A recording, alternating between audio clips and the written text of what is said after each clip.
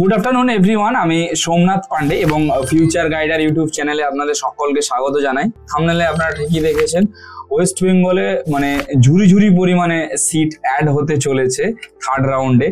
দেখুন, সবার শুরুতেই যদি বলি, একদম পুরো কন্টেন্টেই ফিরে আসি। Jagannath Gupta institute of medical science, যেটা সোদপুরে ওপেন হচ্ছে এই বছর। আমরা আগের ভিডিওতেও বলেছিলাম যে এই বছরই কিন্তু ওপেন হওয়ার চান্স 1000% রয়েছে।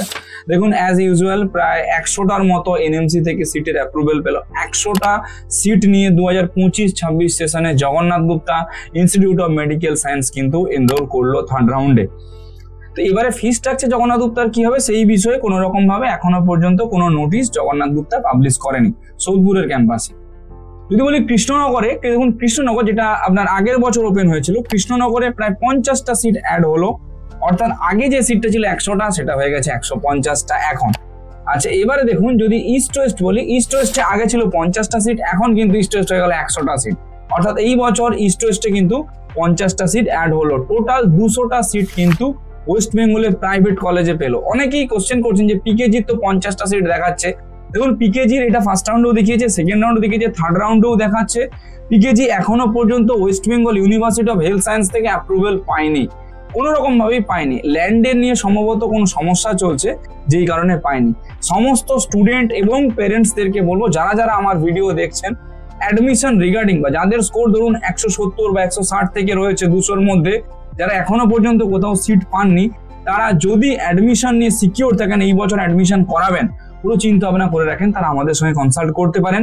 আমরা রয়েছি সব রকম দিক থেকে আপনাকে অ্যাডমিশনের হেল্প এবং গাইডেন্স প্রোভাইড করব।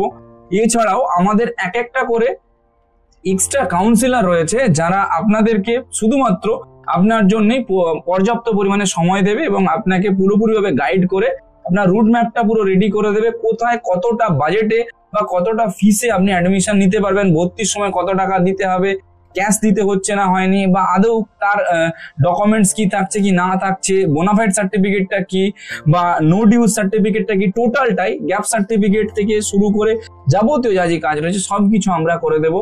অ্যাডমিশন রিগার্ডিং যদি কোনো গাইডেন্স লাগে, আপনারা আমাদের সঙ্গে কনসাল্ট করতে পারেন।